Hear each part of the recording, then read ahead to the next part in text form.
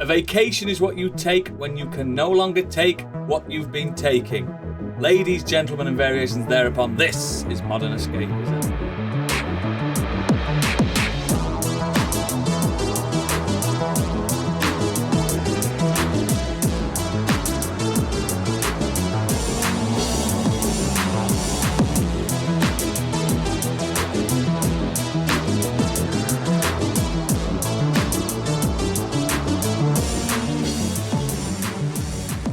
Aloha! My name is Oodles.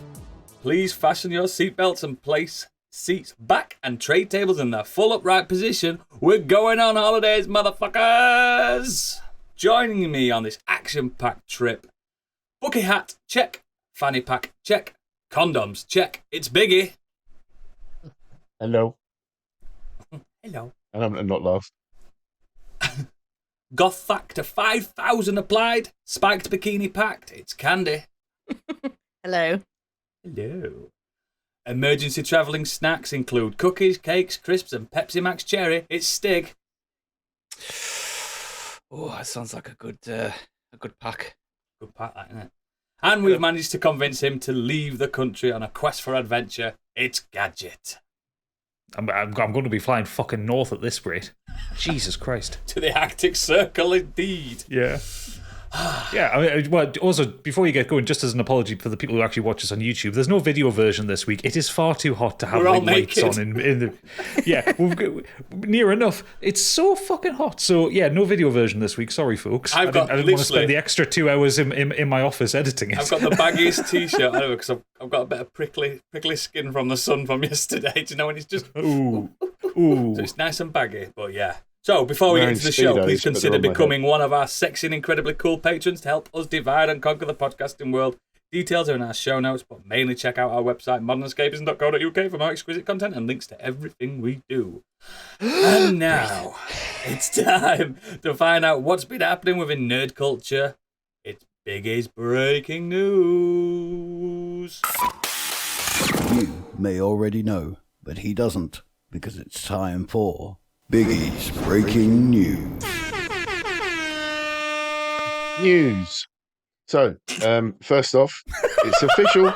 The agreement to acquire Haven has closed. So, was this the one that was announced by accident by PlayStation? And do you mean Haven Holidays? Yeah.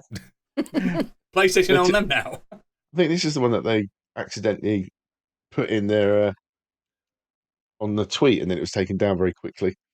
But yeah, they have officially taken over Haven Studios, but I have no idea who they are, what have they done. I couldn't find anything about them. Who are Haven? So as our news journalist, didn't you go into some research to find out what they were? Did you just accept the fact that they've bought them and not do any fucking work? I did. I just literally took that headline, that was it. Fair enough. So, moving on. You can work for Fox News like this. Keep it snappy, baby. Wait there. Let's find out who Haven are for the listeners. There must be someone that's got access to the internet. Yeah, I'm just looking now. Their website looks lovely, but it's fucking terrible to use. One of those ones. That's why I didn't go on it. That's where I stopped. Not like modernescapism.co.uk, may I add. Great website.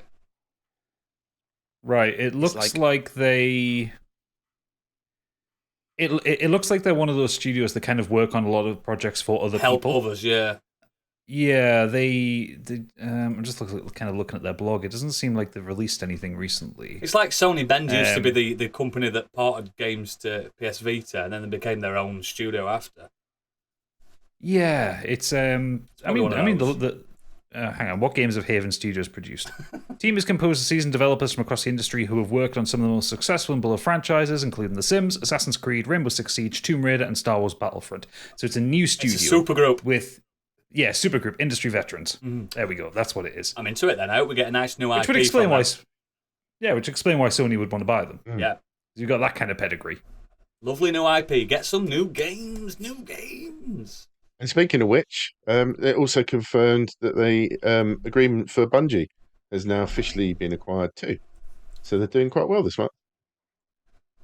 I forgot that was happening actually. So that's fully gone through now. Yeah, done and dusted. Cool. From January, there's a delay in what do they call them? Monopoly experts or something. Yeah. Looking into it in a nutshell. Mate, if we talk about SEC. Monopoly, if we talk about monopolies, fucking Microsoft have got way more than Sony have got. Exactly. I think it's fair game, really, because I think when it comes to monopolies, it's all about if there's no variety for everyone else, but there still is. It's also down to how much autonomy they have. Yeah. So, like, Microsoft own Bethesda. Microsoft don't kind of tell Bethesda what to do. No, Bethesda's exactly. allowed to do what they want to do. And the more money jank, just please. filters up to Microsoft at some point. Yeah. Do your jank. Do your job. I did like how someone on Twitter tricked a lot of people into he'd made a fake warning sign from Destiny, and it said, "We have detected that you're using an Xbox controller. You can no longer do this anymore. You have to use a PlayStation one." Beautiful. No, Like it. Xbox controller's way better for shooting games. Fucking miles better. Just where analog sticks are. Way better. Speaking of which, Sony have decided to almost copy what Microsoft have been doing already.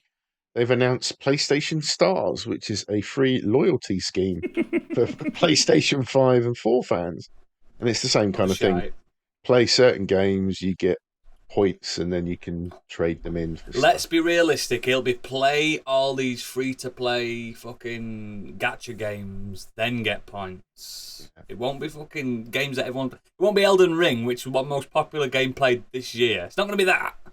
It's still the best-selling game of the year. Yeah, it's just going to be shit that no one wants to play to push that out a bit more. Everyone's going to be playing Warframe just for points. Fucking shite, mate. Sorry, Warframe fans. Putting Sony aside, Microsoft have announced that Halo Infinite is finally getting some new story, but it's in a tie-in book. Make everyone really happy. The Halo book's apparently good, 343. though. The first ones were 343 have absolutely fucked this, though, haven't they? Really, like they put out a good game, Yeah. but just like everyone's like, okay, can we have a bit more? Can we have like more multiplayer stuff? Can we have more story stuff? have And a they're just book. like, you have a book, Once mate. And it's a play prequel as well. game, not read a book. I'm sorry.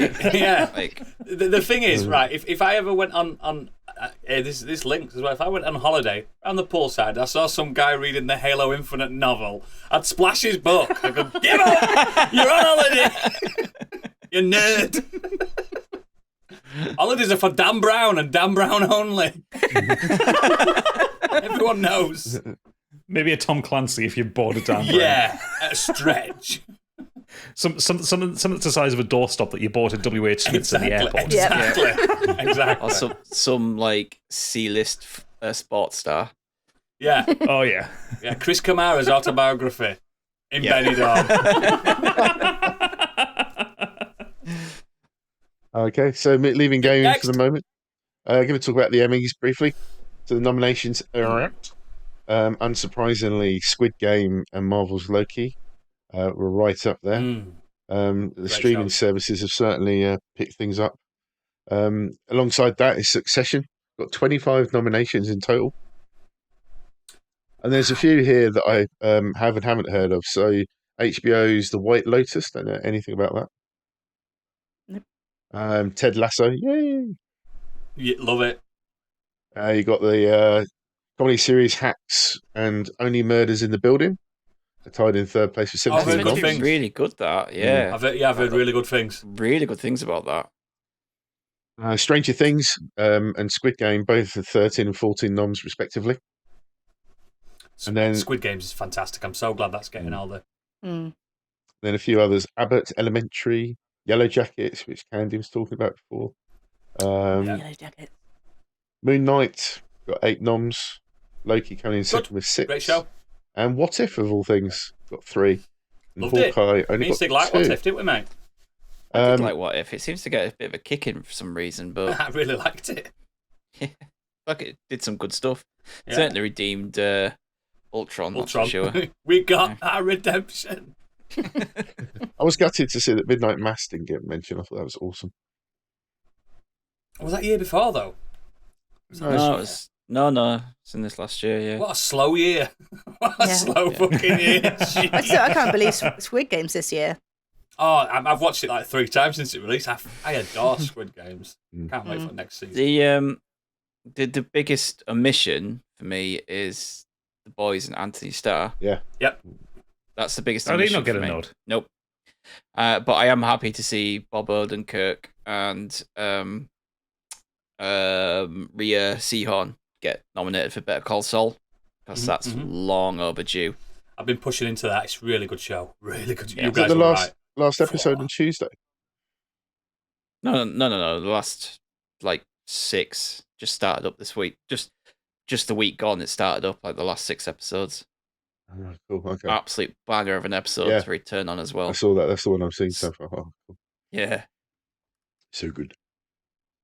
No, there's some stuff in there that I want to check out. Barry, any of you watch Barry? I've watched a few episodes of it. People rave about it. I liked it, but it didn't force me to go watch the 3rd episode. You know what I mean? But I did want to watch it. Apparently, this latest season is just incredible. So I do like Bill Hader, so I might give it a. Yeah, I did start. I might give it a go. Yeah, good. Moving on from that, Ryan Gosling has debunked any rumours that he's playing Nova by saying that he wants to play Ghost Rider, which I could totally get on board with. Fuck. No, don't be stupid. Norman Reedus. Got to be Norman Reedus. Yeah, nailed on. No, I think Gosling. It's a good Ghost Rider. Gosling would have been better as. To be fair, yeah. I don't think Gosling could fit in. A person of his caliber, it's already been filled with many other people. You know what I mean? At least see it. He's not exactly Mr. Charisma, Ryan Gosling, is he? He's Mr. Swoon. People like to swoon. Yeah, but then he's going to have all the CGI, all the mask, whatever. It's going to be different, isn't it? He's good in Blade Runner, though, isn't he?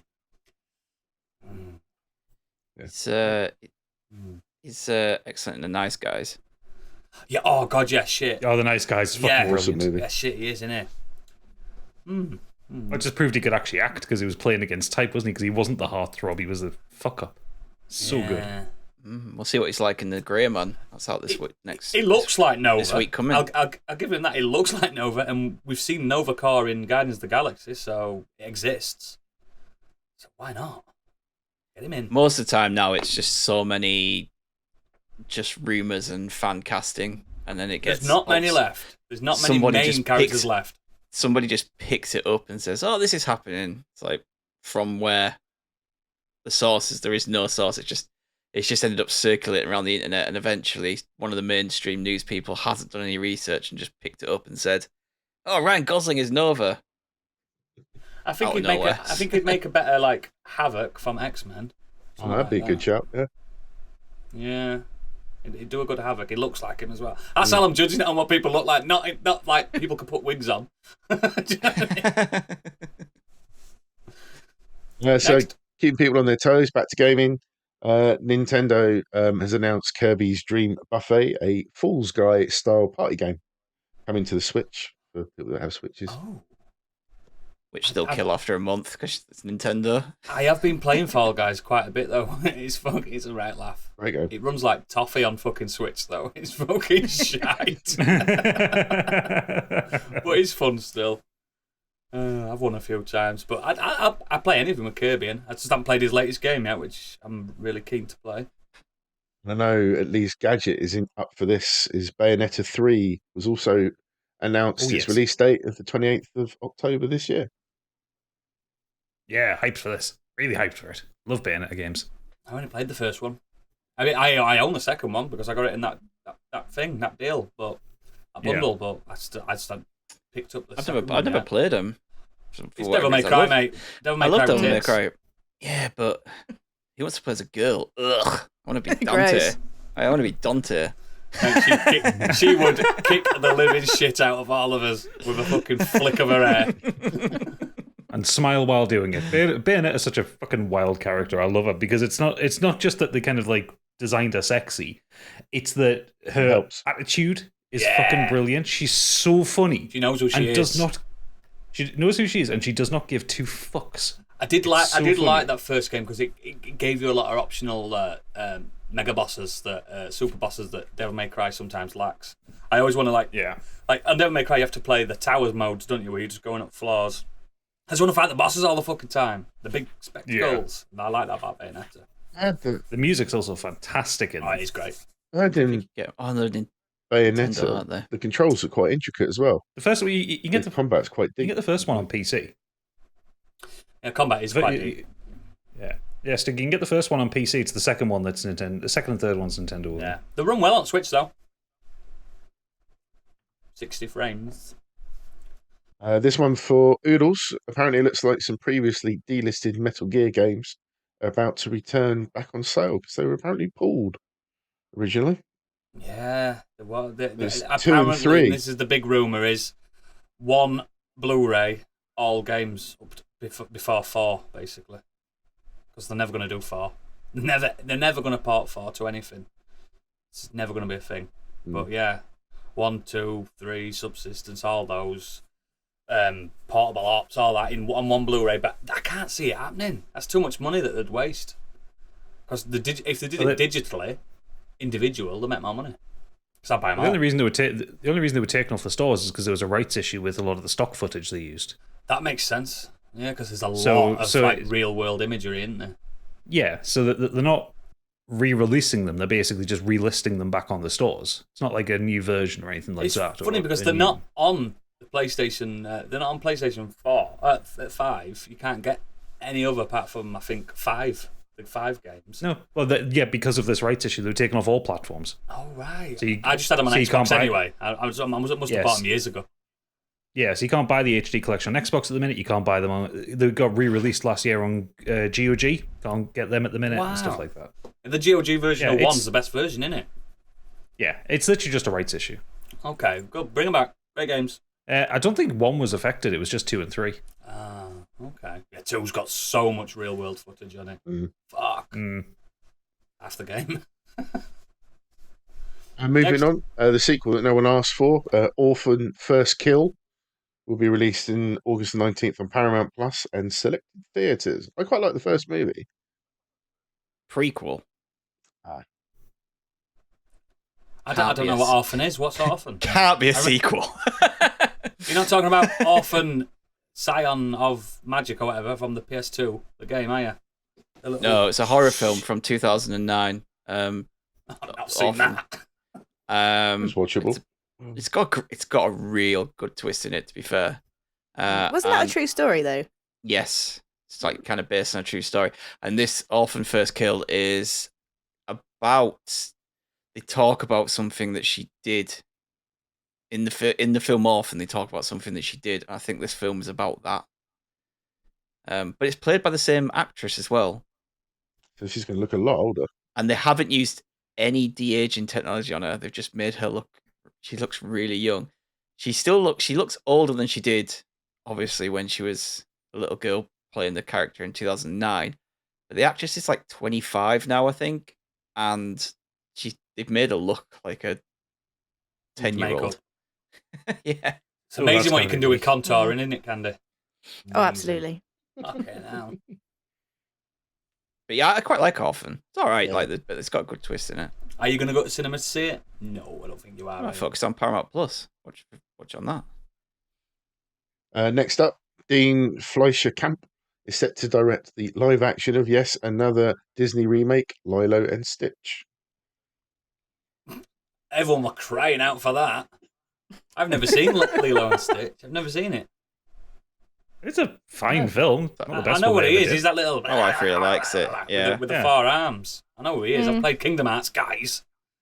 My daughter as long as you keep the Elvis soundtrack, it'll be fine. Very true, yeah. Everything. Literally, it's just going to be everything. Next one. I don't even know what he is. Is he an alien or a creature or yeah, he's an alien. Animal. Yeah. Oh, he's an alien. Okay. Yeah, we'll get them. We'll get them all. Eventually, we'll get Frozen and. Yeah, live action everything. Frozen. Yeah. Oh, they'll come. They're never going to run out, are they? Because they're always making films. There's already a musical, isn't there? A live action Frozen will make so much fucking money. It's ridiculous. Oh, it's going to be insane. It's going to be $1 billion. Oh, wow. That's going to be in the next 5 years, I bet, as well. I bet they'll push it out earlier than they do the others just because they know that's big money. Hopefully Chris Pratt will play Sven. Probably. Chris Pratt will be playing all of the roles. Yeah. Olaf. Especially the snowman, yeah.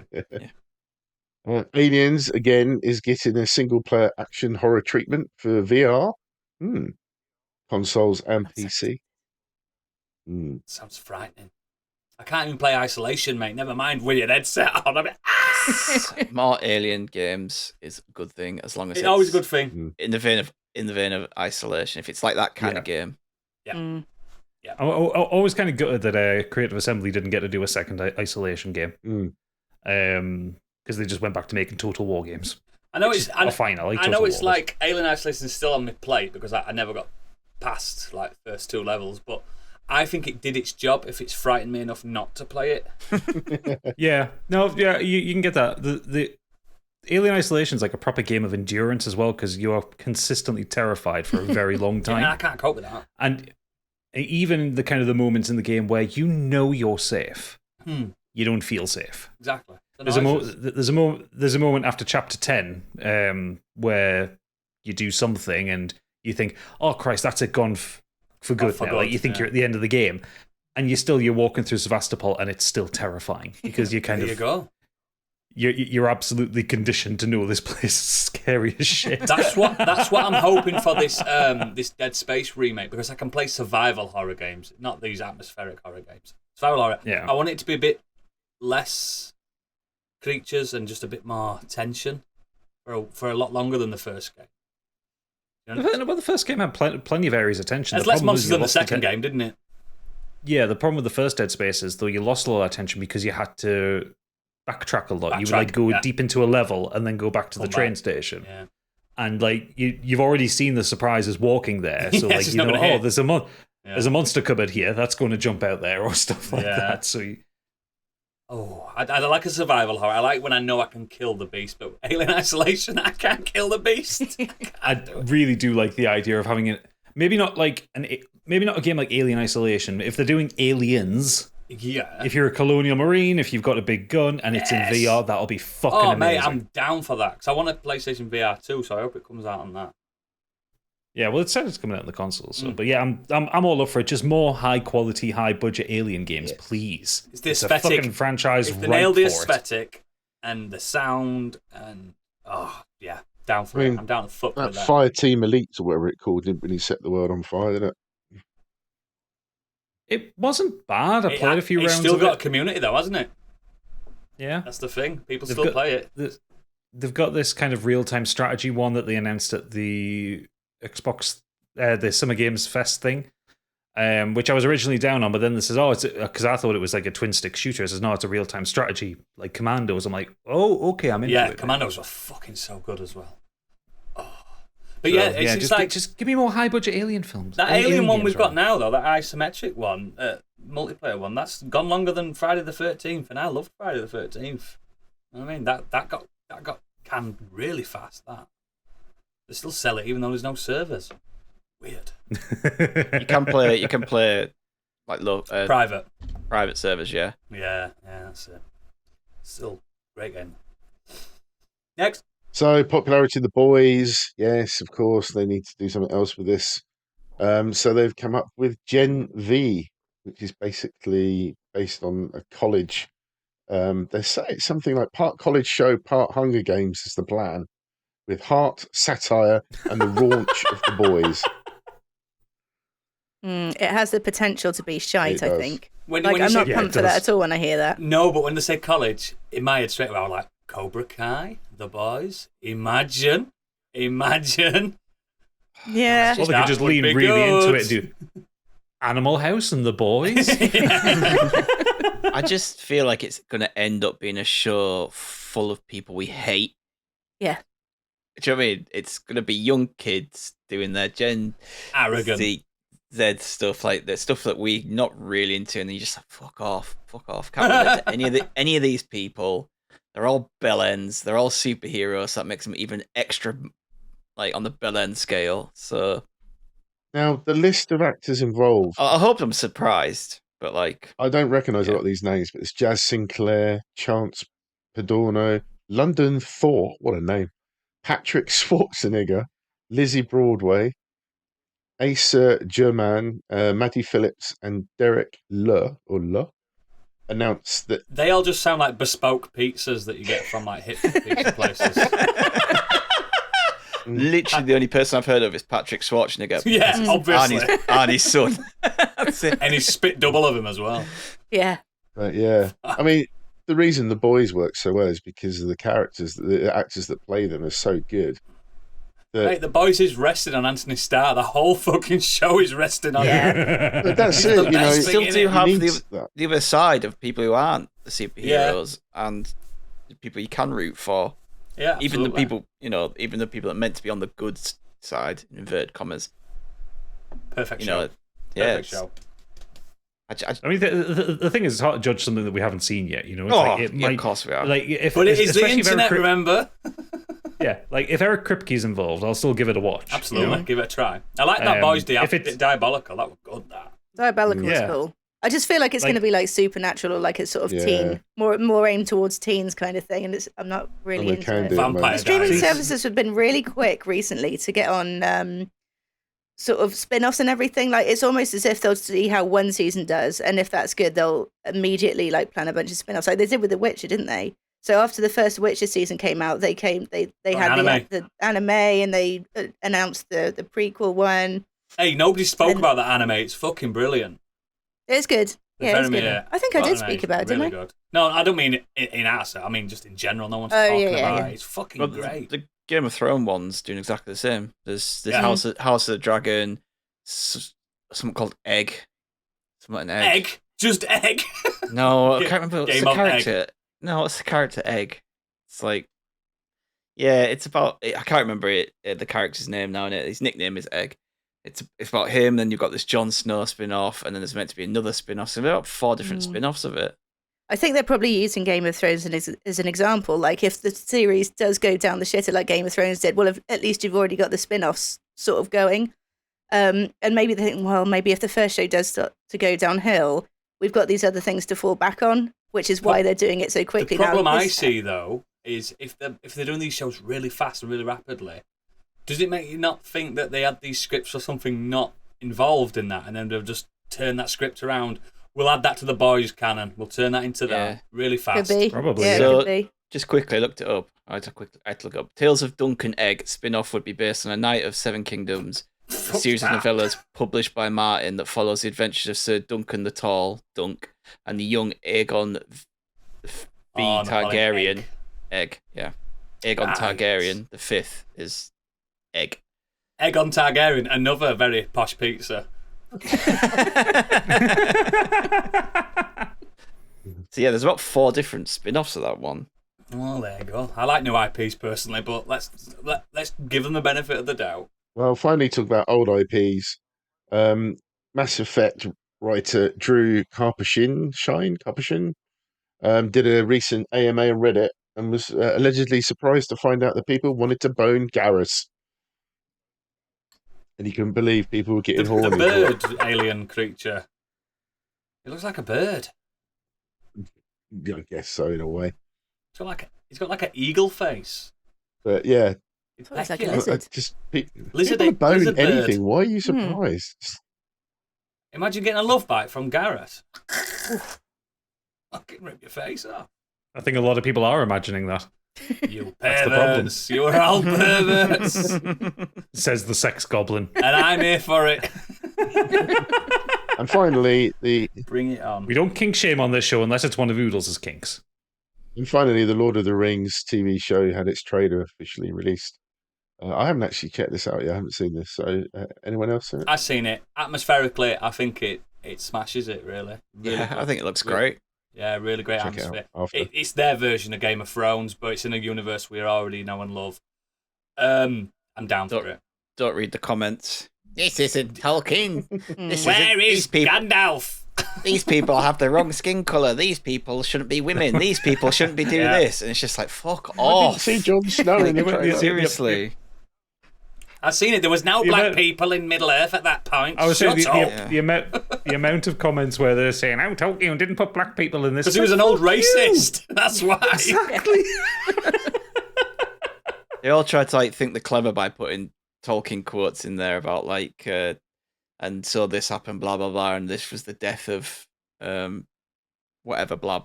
It's like they're trying to be clever by putting these clever quotes in. And could get down the rabbit hole on Tolkien. He literally based the black speech on Germans because they were fighting him in war. He didn't like them, so he just named the orcs that speak German. It's fucking horrible.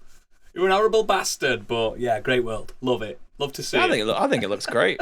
I'm well up for it. Yeah, I mean, I'm pleasantly surprised by it. I'm still slightly cautiously optimistic. I want to see how the narrative unfolds, but the trailer made me excited. Cinematic, which I was worried about when I first saw those publicity stills, where it didn't. But the trailer really makes it look like it's in that world. And I was... From the trailer, it looks like the fall of Numenor, the Silmarillion. So I'm all about that. I think that's what it is. I think, that's what it's supposed to be. Oh, I didn't know that. The Silmarillion's a great fuck. Oh, brilliant. No one reads it, though, other than me. It's the one I've read the least. Need to reread it. Yeah. It's so good. But yeah, I'm down for it. Is yeah, that that's the news? it. So just leaves for me to go over to Gadget for a weather update. It's fucking hot! Got you! The world is on fire. So cool. pants. Let's get on with the Nexus. Let's get Stig's Nexus first. Come on, Stig. What have you been doing this week apart from baking? So a couple of things this week. I decided I would watch this Resident Evil TV show. Oh. Did you do it for us then?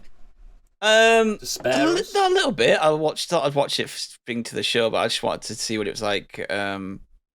Some people were saying it was quite good actually, and then some people were saying it was terrible.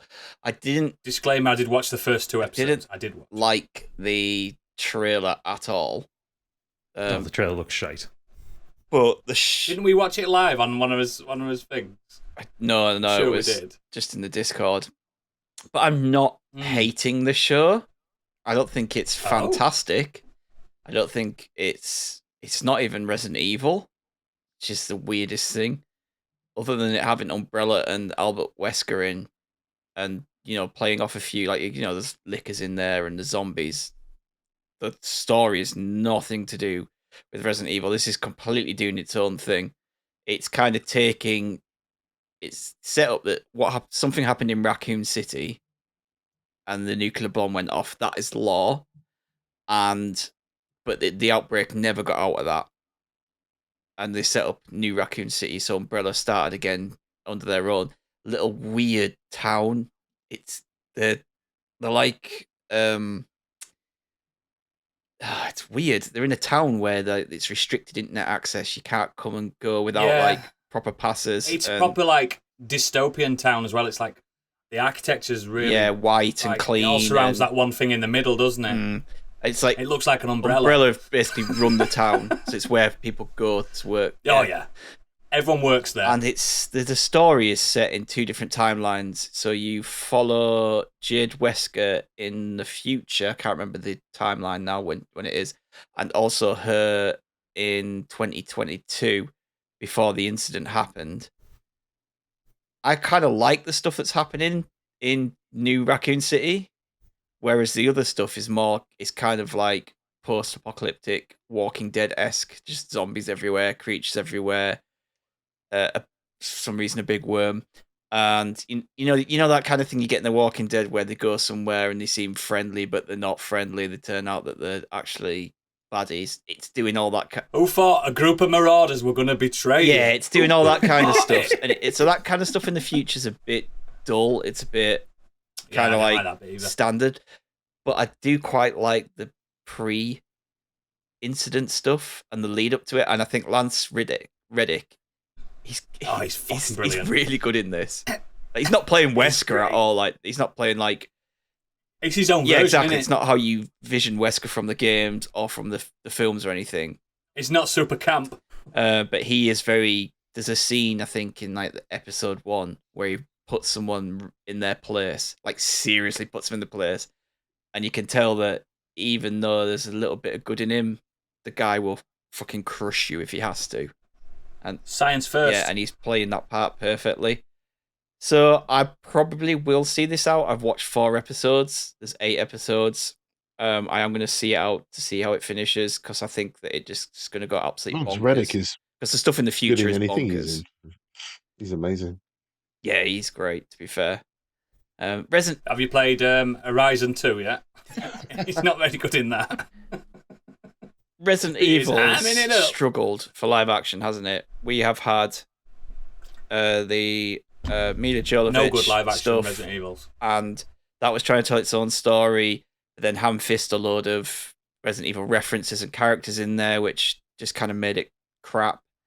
Then we had Welcome to Raccoon City, where they tried to actually use the lore of the games, which didn't work. So now this thing's going, right, we're going to take part of the lore and we're going to make our own story. And like the Halo show, actually quite liking them doing that. I think I may have softened a little bit on people making their own stories out of these. No, I think it's better lore. because it's not going to upset you like Welcome to Raccoon City upset you because it's like, they're rushing it. Oh my God, it's gone, finished. Yeah. With this, the lore exists, the games exist. This has passed it. It's kind of smart. Yeah, so I'm going to see it out, but I'm not going to sit here and say this is incredible TV. Go watch it. Must watch. I'm just kind of weirdly enjoying it, and I've kind of watched it in the background a few episodes as well. So I do like the not bad. The some writing in it's terrible. The high school and that where she's getting bullied and stuff like that's really fucking cool.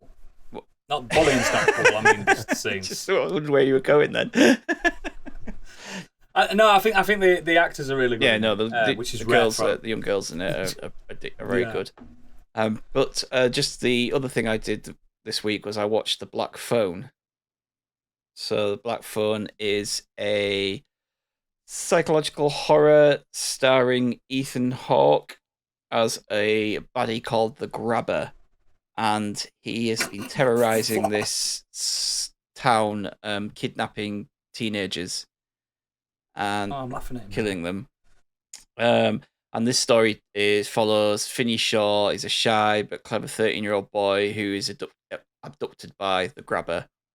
And he's placed in this basement room with just a bed, a toilet, and a phone. Disconnected phone as far as... Yes, it is black. Disconnected as far as Ethan Hawke's character thinks. But the phone keeps ringing and the voices of his previous victims come through and talk to Finney and help him try to escape and tell him things that are going on. This stuff does really good. Some good stuff with it. Mason Thames and Madeleine McGraw are the brother and sister in this, and they're really good. She's really good. I think that she's one to watch out for in the next few years. One of those like young child actors that's you're going to see big things. The boy as well. She's really good in this. See he's got quite a presence as well. Yeah. He's very good as well. Both the kids are really good. They've got a really close knit connection with each other. They're because they come from an abusive home. So their mother passed away and their father is abusive towards them. So they kind of hold on to each other. And it really comes across really well. Like they do a really good job with showing that connection between it's set the two. in like the 70s as well, isn't it? It's kind of that sort of time in America 70s, when you have things like the Zodiac and things like that, killing people. It's got that weird vibe. Yes. And flares. Yeah. But she also, the girl, this is all the setup as well, so it's not a spoiler or anything. She experiences visions and dreams, and she keeps having these visions and dreams of these kidnappings. So, and then when he goes missing, she starts to have these dreams and trying to figure out where the house is that he's been taken to. So much so that the police then get involved and start to believe her that these visions could actually be, tracing them somewhere. So the film itself is very tense at times. It has some really good jump scares. It does some really good stuff with the phone and the previous children and the way it shows them and projects them on screen. Ultimately, it's fine. Just not a lot seems to happen. So it's like solid, enjoyable hokum, and it's really well shot. It's really well acted.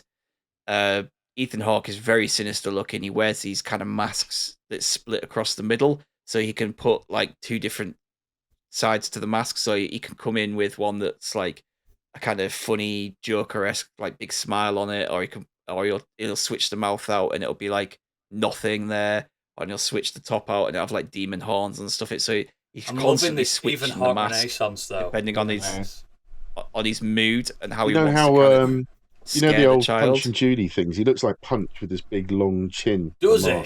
Big chin, yeah.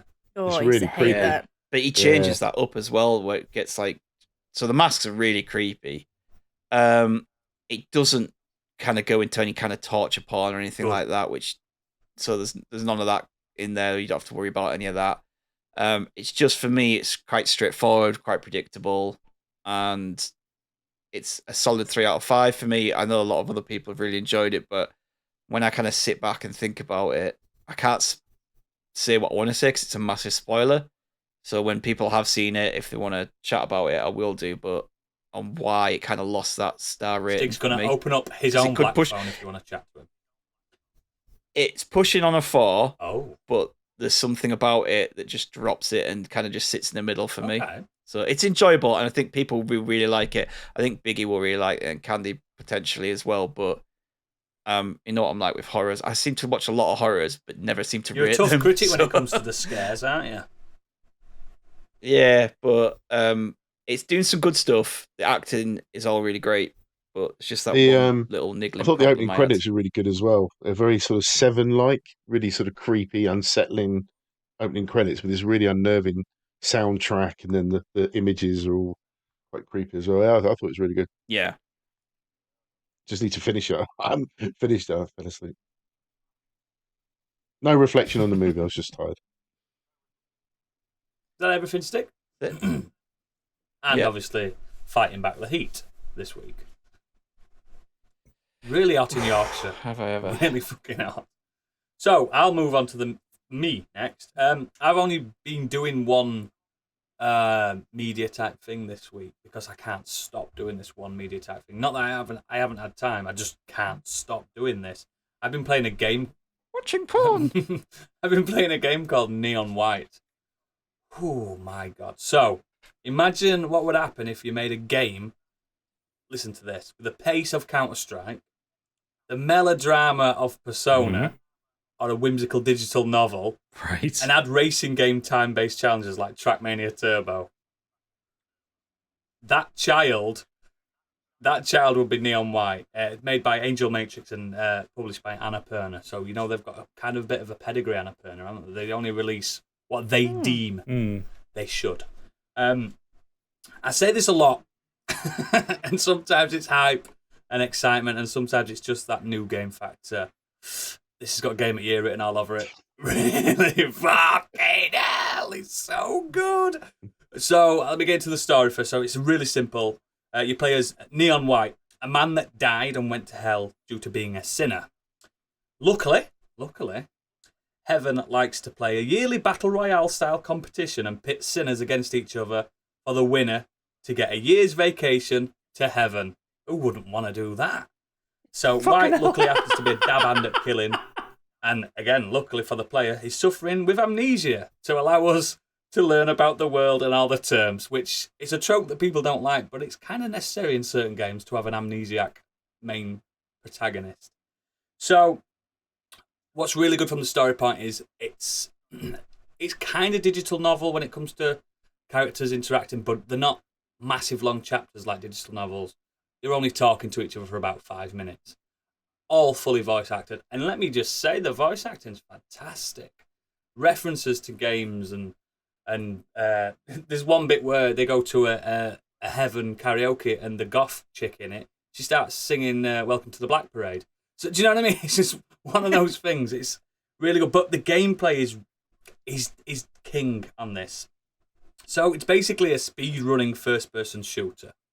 And it plays, I think, nigh on perfectly. I think it's, from someone, I'm not a first-person shooter, and you know this. But if I can play it to a really good standard, you know it's doing something right for it to allow me to be able to play it. Basically, what it is every level's a course or a track. Let's just think of it in time trials, where you're in a heavenly looking place, like with a skybox, and you've got to get from where you start to the finish line within a set amount of time. You can take as much time as you want. You just to get certain medals, you've got to do it fast. So your first run of that track is just getting your bearings, knowing what's there. You pick up little cards. Now it's not a deck builder or anything like that. These cards are just in place of a floating gun. It's the same thing. You pick up a card, it's got an Uzi attached to it. You start using that Uzi. Now, it does a really clever thing. When you discard a card that you've got, a power will happen. So if you discard the Uzi, you can double jump for a split second, which allows you to jump higher and get to the finish line quicker. So you've got to kill a certain amount of demons per zone, shoot them, attack them. You've got a katana at all times.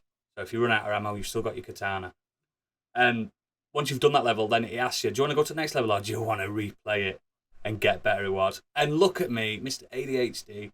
I want to replay it. I want to replay it. And I'm running. And I'm like, you've got your bronze, silver, gold, platinum. Now I'm taking my sweet time with it. I've got platinum all the way through each level, and there's like 91 levels on it. Some of them massive, and I just keep going back until I've got platinum. And the thing is, it adds even more. Once you've got the platinum medal on that level, there's also a gift to find on that level, and the gifts are hidden really well. And you give that gift to one of your friends that's in the hub, and you build a relationship with them. Persona, like I said, persona. And then when you build a relationship up, you're not just unlocking new dialogue and stuff like. You open up their themed levels, and their themed levels are some of the harder challenges, and they're not timed. You've just got to get to the end, and guys, it's fucking perfect. There's literally I haven't got a bad thing to say about this game. It runs lovely on Switch. It's only on Switch and PC. The loading times are not egregious on Switch. They are longer, I'm assuming, than PC. I reckon PC is just instant. But on the Switch, once you're in the level, you can you just press select and you warp straight back to the beginning. And it's just constant. The story's funny. The characters are hilarious. And there's the art style. I've posted a few images on Twitter. The art style's to die for. If you're into that kind of weeby, but not weeby. It's hard to explain. It's delicious. I genuinely think it's a perfect game, and you don't get many of them. Unless something really happens. I've not finished it. At the end, it turns out it's some really heinous fucking message. But it's just. I think if you watch the trailer to it, I think it was announced one of those things we watched live, and I was just like, boring. It was, yeah. But the trailer didn't show what it was. I got a code for this as well, just to let you all know. This is not a review either. I weren't asked to review it. I just got a code. I think it's perfect. If you're a PC, if you've got a good PC, I'd recommend you play it on that, because I reckon it'd be easier with a mouse. Because you know what them Joy-Cons are like. Whoo, they ain't good. Just play Neon White. It's definitely going to be. It's up there with my game of the year, and I've not even finished it. So, please play Neon White, or at least have a look at it. It's not even expensive. I think it's about 15 quid or something like that. It's just fucking flawless. I want you guys to play it, because when you do levels, you see what your friends have done. I've not got no friends on the Switch. I want you guys to be my friends. So we can start beating each other. I'm not going to embarrass myself like that. Mate, I've platinumed the first 2 worlds so far, so you've got to get... I just adore it. Please. If you've got any love for anything I've just said, especially racing game, I know it sounds weird, first-person shooter, but it feels more like a racing game than anything else. You can even turn on... Yeah, I'm just looking at the art style now. It is cool. I can see why you like it. It's very much up your street, isn't it? Do you mean there's titties in it? I wasn't talking about the titties. No, I was talking about the anime style, but tits as well. But it's adult. It's adult themed. There's no cocks in it or all like that. But it's adult themed. There's no nudity. There's no nudity, but it's funny. Do you remember them? If you've ever watched Dragon Ball Z, you know them weird episodes where like Goku's in heaven talking to absolutely the most flamboyant heavenly characters ever. It's that constantly. Like, oh, you should try. It's like Orapan the game, basically. Okay, fantastic. Everyone sounds like Orapan in heaven. Go on, Gadget. You know you want to. It's lovely being up in heaven, isn't it? Yeah, genuine. That's what the angels sound like. It's so good. But the plot where I'm getting so far, there's so much like, am I being betrayed by people I think are my friends? Because at the end of the day, we're all competing to get that one ticket into heaven for a year. So am I going to have to betray? Because sometimes, in some levels, your friends are with you, your NPC friends, and this, if you turn around, they're like looking at you like, it's now the time to stab him in the back. I don't know if I'm making that up, but I feel like I'm being watched by people I'm assuming are my friends. So I just buy it, play it. If you don't like it, I'll refund your money. Promise you. I think you'll fucking love it. I think you will love it. And I've got no money, but I guarantee you'll love it. That's me. Biggie, what you been up to? Not very much. There's only one thing I really wanted to talk about. I did watch, as I mentioned earlier, Better Call Saul's latest episode, and as Stiggy said, absolute banger to come back with. Awesome. I watched Men, which Candy and Stig have both been chatting about, and oh boy, yeah. Couldn't resist. It came out of the fucking cinema shaking. Woo. And do you know what? I really enjoyed the majority of the movie. I thought it was really cool, really interesting. And as Candy quite rightly pointed out, the last 20 minutes or so are just mad and just not what you expect at all. But it's why they need to get cocaine out of Hollywood, because this is what happens. it is just kind of just full on. I don't know what the word is. It's symbolism. It's just everything. It's just really in your face. For the right reasons, I guess. I kind of get what they're trying to do, but yeah. But I did like the build up. I think it's very slow, like Sticky says. Not a lot happens, but I quite like the unnerviness of it all. I thought it was really, really cool, very interesting movie. The only thing I really wanted to very quickly talk about was I went to a rugby club comedy special in the week. Got tickets to, and one of the acts had to pull out, and they got a replacement in. And I thought you were going to say you got on stage and did a set, yeah. And I fucking love that. If only. But yeah, this you may have heard of these people. I don't know. They're called The Noise Next Door. Have any of you guys heard about these guys? Nope. No. So they're generally 4 guys. There's only 3 this particular night, but they're generally I don't know what you call it, quadrilogy or whatever you want to call it. Anyway, moving on. Quartet. They're a premier improv comedy troupe. And basically, they were 12-time sellout veterans of the Edinburgh Fringe Festival, one of the country's most sought-after comedy club headliners. And basically, what they do is... And you got them in the rugby club? Okay, now. They take audience suggestions from the cheeky, charming... Oh, there it is, Quartet. Transform them into fantastically funny scenes. And me and Biggie both said Quartet. and songs. Sorry, Gadget. Oh, no. His name is Gadget, goddammit. So yeah, basically, fucking God. They ask for suggestions from the audience to create the stories that they put on stage, and then they act it or they sing, and they are so funny, so quick. They get everything. It's improv. Yeah, they get everything to link. It's just incredible, just really, really funny. And off the back of this, considering that they were like a last minute backup, we've booked tickets to go and see them their actual show next year. Oh yeah. But it's superb, really, really cool, very, very funny. So yeah, if you ever see them on, apparently according to their website, they've been on BBC One, ITV, etc. So I mean, they've been asked to perform, I guess, in shows and stuff. And apparently they even have get fans them on the show at the Download Heavy Metal Music Festival. They're popular there as well. I ain't watching a comedy thing when I'm at Download, mate. I'm telling you now. Yeah. Not a chance. I'm moshing. That's just that time Bill That's Bailey what did Gua's for. But yeah, really smart, very, very funny. And anyone that's ever had to, we do improv with Scorched. It's very hard to do things off the cuff, and they are. I think me and Stig have nailed it. Hard? It's this, mate. Yeah, but they're really good. But yeah, that's it for me. Excellent, mate. Thank you. Candy, what have you been doing apart from hiding from the nuclear fusion ball in the sky? Well, I've just about managed to survive the fusion ball, and I went to see Thor. So just a few notes on what was said last week. Not top tier Marvel, but still really fun. And I think what we said is maybe there were some jokes that were in scenes that probably shouldn't have been funny. Like there should have been a bit more levity to some situations. I did enjoy the goats. I didn't think that joke went on too long at all. I really liked it. I saw it. It's like a 10-year-old meme. Yeah. Well, that's the thing. I think the guy is cleverer than that. He should he's so much cleverer than just having screaming goats constantly throughout the whole film. Well, here's the thing, though. It was funny 10 years ago. I think it was. To me, it was a kids' film. Yeah. And there's just so many of the cast and crew's kids in the film. I think the whole thing was just a family affair, and I think that kind of shows Nepotism, indeed. Well, yeah, that. But also, Marvel is for kids. Whoa, so, now. If one film's a bit more kiddie, for kids and adults alike.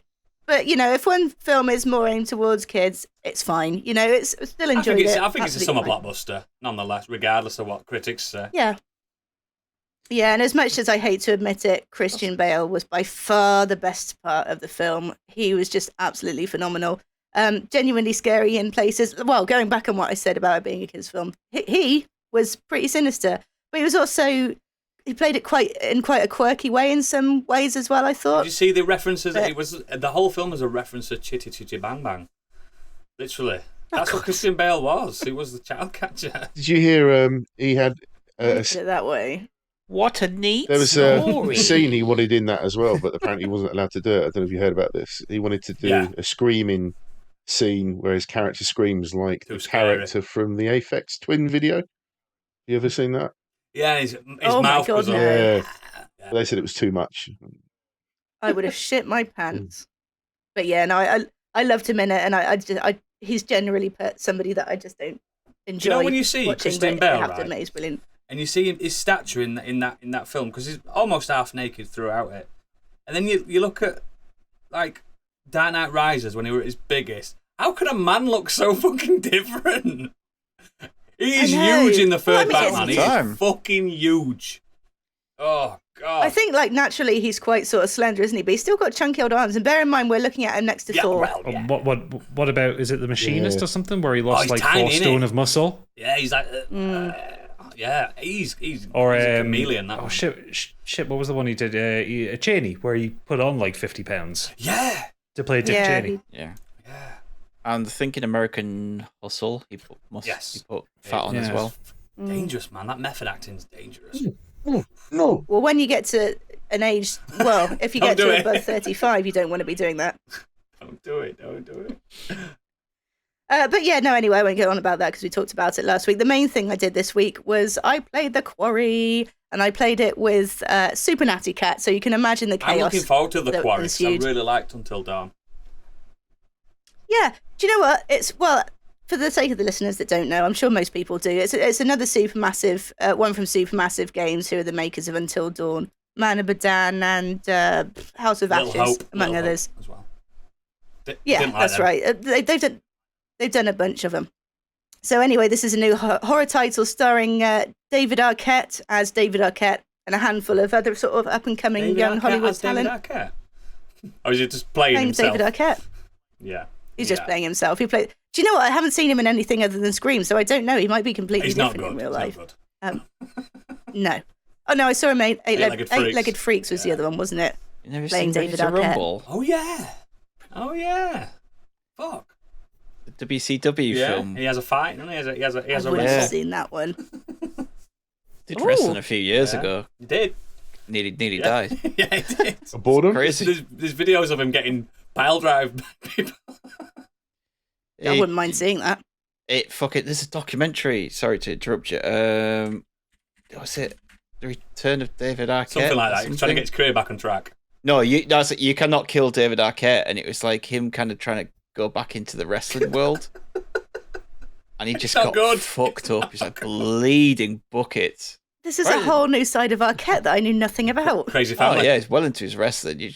It's reviewed really well, this documentary. I'm gonna check that out because that sounds. You're a big Arquette fan now. What attractive. I am now. Got a bit of a banging soundtrack as well. This game actually, which is obviously where your bucks go. It's just a real campy horror sort of. It really captures the kind of 90s, early noughties sort of horror films, like Scream, that kind of thing. As always, it's a choose your own adventure. Basically, there's very little actual gameplay. The fun part with most of these games is the multiplayer, and the online multiplayer only went live a couple of days ago from when I played it. They were moving stuff and servers away from Ukraine. And now the multiplayer is actually a little bit of a step down from previous titles. So whereas I think that couch co-op, which is where you're literally handing your controller to the person next to you on the sofa, it allows you to take control of different characters. Like you'll be allocated certain characters to play, and it will say, now give your controller to this person, blah blah blah. Yeah. But with this one, with the online multiplayer, you have the host, which is the person that sets up the game, and the host is the one that does all of the movement. So you don't. Whereas Man of Medan, you would sort of swap scene to scene, and you'd have a turn each. This time, the people in your party, and you can have up to 8 people. And it was 3 of us. So the people in your party, all they really get to do is have an influence on the decisions you make, which can be. Is it like a voting system? Still pointless because it's basically, but the people that vote don't get the final say. It's still the game player, still the host that has the final say on it. So bear in mind, you're all playing 60 at the moment. The game's £65, and you all have to buy it. You all have to have a copy of the game. It's not like I can host a game with the copy of the game I have and you can just jump on. And they last 5 to 6 hours. So I need to speak to Joseph Fares. He lets people buy one game, doesn't he? Yeah. So. Well, I understand. Not every multiplayer. If there's a good single player, you would need to. Everyone has the game, but when the multiplayer is simply a case of you should do that or you should do that, you got a choice of 2, and if the gameplay is like, nah, I think I'll do this, what's the point? You're basically just watching a film. Yeah, but I mean, it is a film at the end of the day. It's a 5 to 6 hour long film where you can just watch it and not actually pick up the controller. I'm sure there is. I wouldn't have thought so, because unless you get to choose the ending, it picks it at random. I'm sure I read a review about it. You can put like film mode where it just picks up every time you press it'll just be a random outcome. Oh, maybe then. I've literally just kind of booted it up. Which is, again, it's a weird £65 film. Yeah, exactly.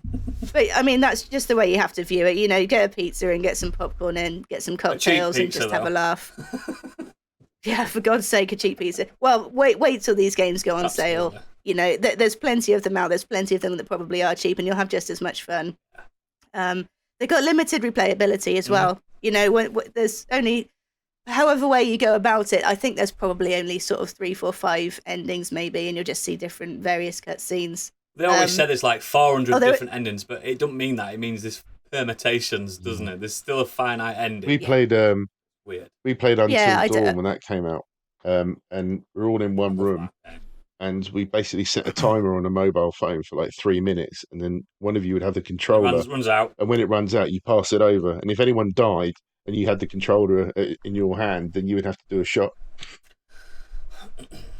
Oh, that's such a good idea. It got messy. It's good. Oh, I love that. That sounds way more fun. If any PR people are listening to this, send us 5 copies of it, and we'll do it on stream for charity with shots. There you go.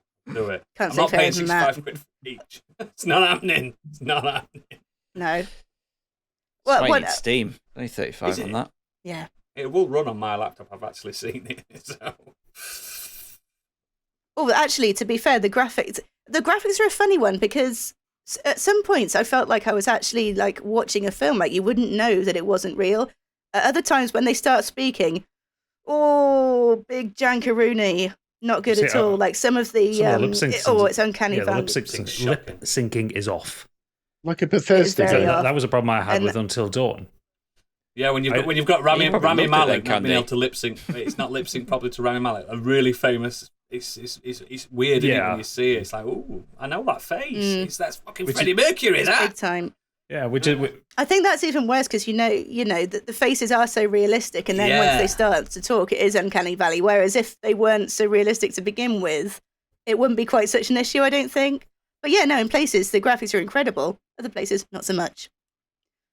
Oh, and one other fun little thing. There's a character that's constantly listening to this podcast. Called Modern Escapism. called I would imagine it's in this playlist as well, but this one's called Bizarre Yet Bonafide. You can actually listen to these episodes on Spotify and iTunes and everything. I bet they're so over-dramatized. Listen to it long. I fucking ain't that shit. Probably. I haven't heard them yet, but I'm going to. I was just thinking back to one of the deaths I got on Until Dawn, where I got pushed off a cliff by a deer. I remember that one. The guy in the varsity jacket is like, no, not running to the side.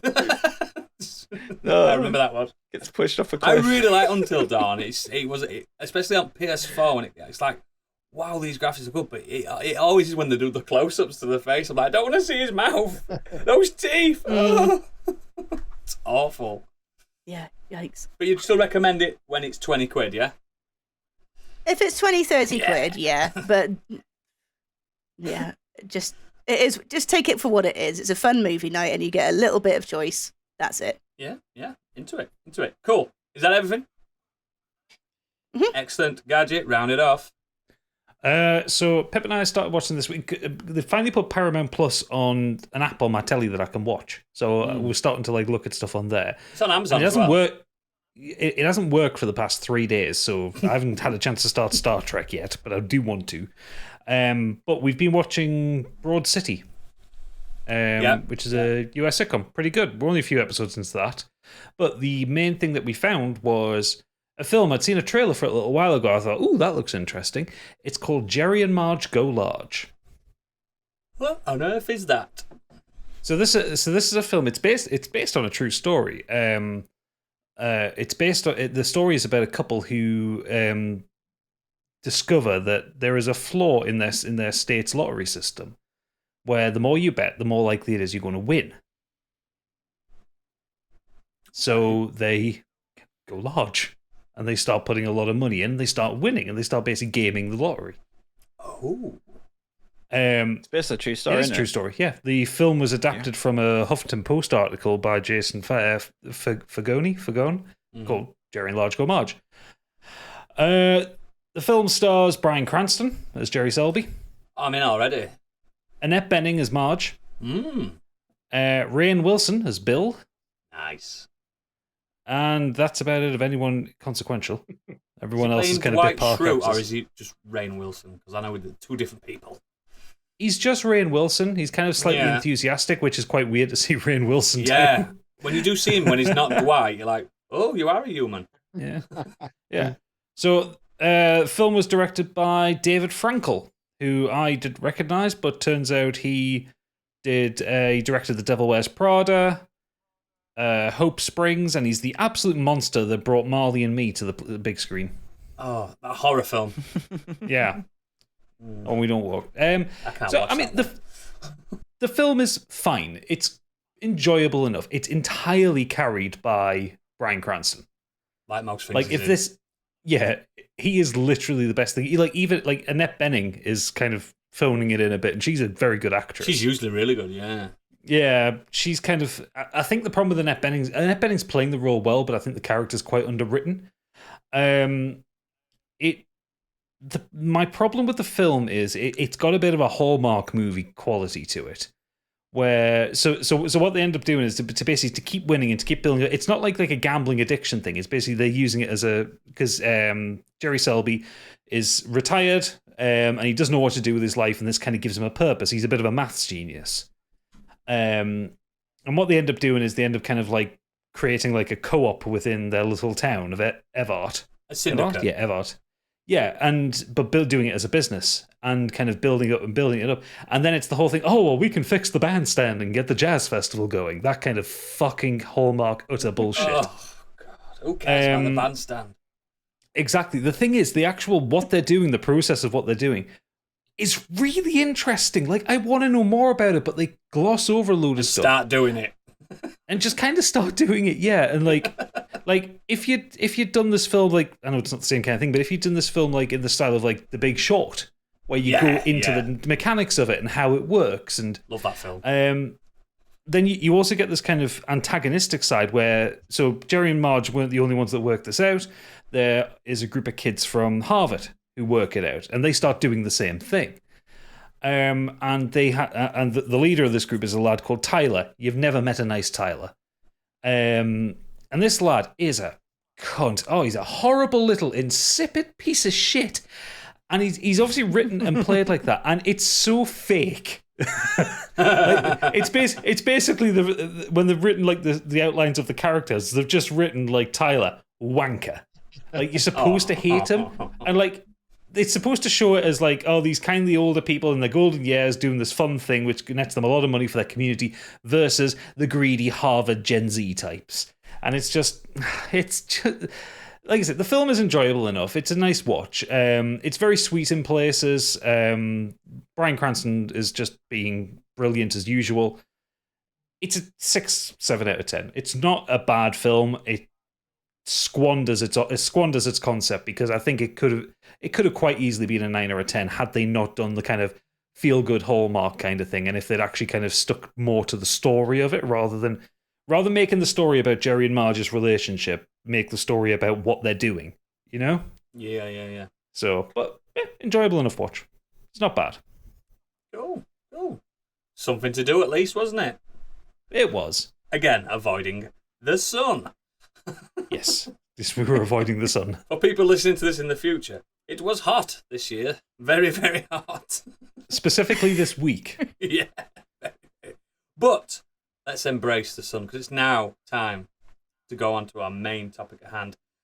Again, we are now on an airplane, Emmy Airwaves. We are going. It's a good airplane, this, because even though we all get on the same airplane, we all actually eject off to different lands. Fantasy lands. It's like the Fortnite bus. A bit like that. I was thinking more Thunderbirds. Something like that. We all just set off from an island and we go someplace fantastical.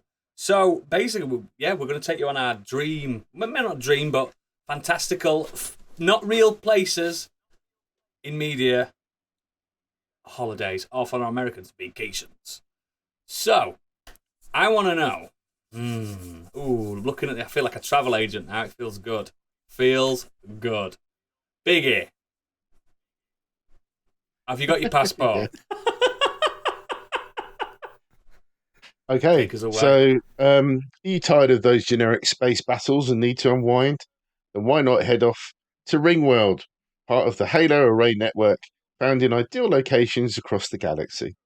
So the first thing that hits you once you arrive is the fresh grass, the rush of water, high cliffs and clouds, and then you just look up and see the intimidating curvature of one of those beautiful ring worlds.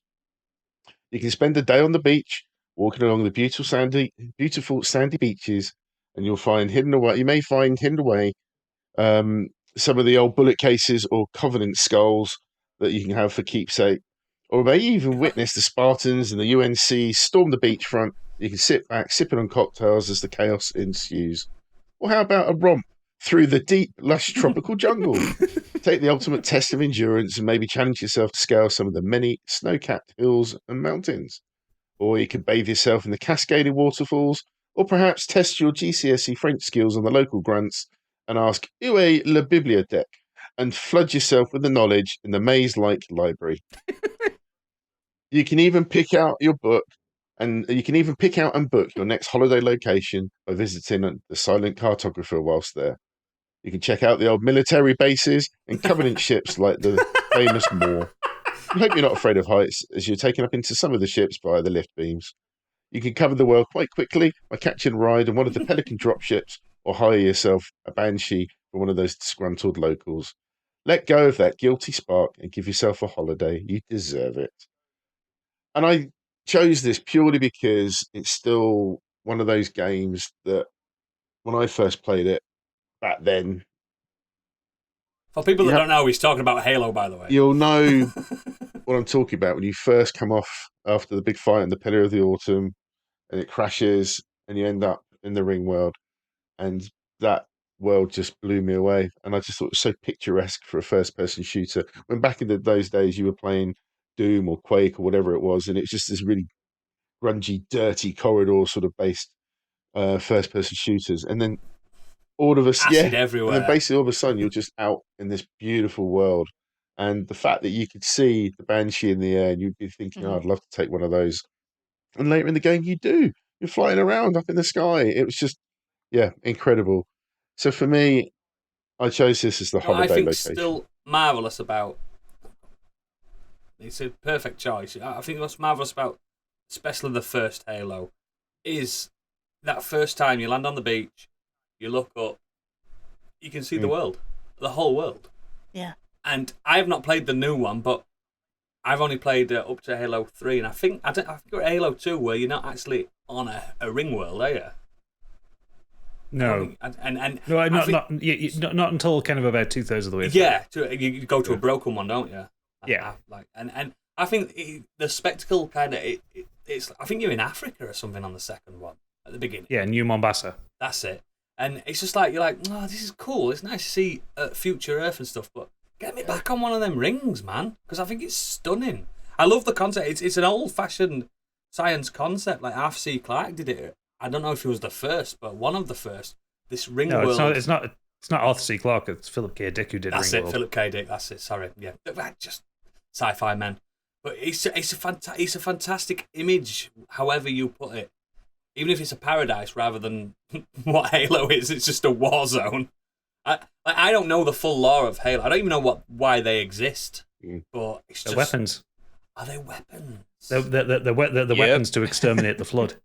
By Ringworms are created to allow. They studied the parasite floods to basically see what they get up to. And if they get out of hand, they can let rip with the Halo and destroy like 25,000 kilometers or something ridiculous in diameter, and it all blows up, takes everything out. But yeah, I just thought it was. I need to go through all. It's very similar to that scene in either Oblivion or Fallout when you come out of the vault or the cave, and you just suddenly have this open world in front of you. And I think Halo absolutely nailed that. And I still remember. Yeah, I still remember. Call it a reveal that moment. Second level the reveal blew me away. I just thought it was incredible. And I think for some weird reason, it'd make a nice holiday destination. I mean, it would. There's beaches everywhere. It's got everything you want, hasn't it? If you go when things aren't chaotic, it'd be perfect. There's no shops though. That's the problem. It's a self-catering holiday. Yeah, it seems like Medipacks with you. Excellent. I'm into it. Thank you for that lovely trip to Ringworld. Is that what it's called? The Ringworld? Yeah. What's it called? Well, one of them is. It's called that one. I think in particular was called Ringworld. I don't know if they all are, but. All right. Fair enough. Excellent. Gadget, where you going? Well, you see, you get off your plane, pick up your sword, because coming to the lands between is a once-in-a-lifetime opportunity, whether you're tarnished or not. With 3 fingers travel, you can have the ultimate in holiday experiences. Once you see the grand Erd tree hanging high on the horizon, you'll never want to leave, and nor will you be able to. Just die over and over. Come see the Grand Castle Stormvale. You'll love meeting its patron, Godric the Grafted, a charming fellow who's always willing to lend a hand or two to any traveller in need. Chill out and get your feet wet in Liurnia of the Lakes, where you can go fishing for some of the finest lobsters in the land. And then it's a short journey up to the gorgeous Raya Lucaria Academy, home of the glintstone sorceries and the captivating Renala Queen of the Moon. Just don't ask where our kids are. Oh, God. Then it's off to the sweeping plains of the Altus Plateau, the golden city of Leyndell, the royal capital. Come to the base of the Erd Tree and hold court with Morgoth, the Omen King. See the site of the grand battle with the Lord of Dragons. Wander down the boulevards and do some shopping while being serenaded by the horns of the Golden Envoys. If you're feeling particularly adventurous, the mountain top of the Giants awaits you with all the slopes and hills you could want to ski down on a shield. And for all you big game hunters, Caelid is for you. This harsh and oppressive area is filled to the brim with dragons, so be ready to take aim and bring back to the hunting lodge. You can even get archery lessons from Starscourge Radahn. Whatever your desires for a holiday, the lands between have you covered, from sandy beaches to volcano manors. There's fun for all the family to be found across the world. Please note, personal safety is not guaranteed. We take no responsibility for repeated deaths, falls, burns, meltings, or any other fatal injuries. The frenzied flame awaits you. Yes, I'm talking about the world from Elden Ring. It's not APA protected, is it? There's no insurance on that holiday. No, there's no atoll protection for this one. That's it, atoll, APA. Yeah. No, I know when I mentioned this in our Discord, Stig's like, why? And it's just like, why? Tell me. Like, yes, it's it's his nice favourite looking. game. He loves being there. Where? Yeah. Why would you want to go on a holiday where everything tries to kill you? well, okay, so people go to Australia though. so people go to Australia. It's not as bad as that. I don't know. When you walk into the lands between, you're kind of bound by the Erd Tree. So you die, you're going to come back to life anyway. It's an action holiday. You get to enjoy killing things. Aside from that, but hunting holiday. Also, roll around. Like aside from anything, it's such a mysterious and weird world. Like imagine the historical tour that you could get going around these big castles. Granted, you might have to kill a few misbegotten. It just happens. You know, it's no different from going to Pontins. You got to kill to get your way through there. Especially that one in Wales. Fucking hell. You know, you walk through the Mistwoods, you're going to get attacked by giant rune bears. Same thing happens in Centre Parks. You know, you can't miss this kind of stuff. This is why you don't go on holiday in the UK. Things try to kill you as much as they do in Elden Ring. It's a lovely place. It's got a lot. You can go from the beaches, you can go to a volcano manor, you can go up the mountains. Yes, you've got to kill a few things, but you know what? It's a beautiful place. It's a beautiful part of the Miyazaki multiverse. And you can just sit and stare at the Erd Tree all day while getting drunk with Buck. Yeah, and you never get suntan because there's no sun. There is a sun. Praise the sun. There is a sun, man. You praise it. No, that's a different game. I was listening to the same argument on Bonfireside Chat. They're saying, "Oh, there's no sun." I said, "No, there is a sun. Just the Erd Tree blocks it in most views from yeah, where it is, but there is a sun in it." It's of all the From Software worlds as well, it is actually weirdly enough the most inviting. All the other ones have this element of oppressiveness to it. Like, for all that the world of Elden Ring is shattered, it's still lived in though, isn't it? It's still lived in and it's still functional. Like, you know, you go down to Jarburg and just hang out with the Jarben, you know? Oh, lovely little warrior Jar boys. Just wants to get on with his life.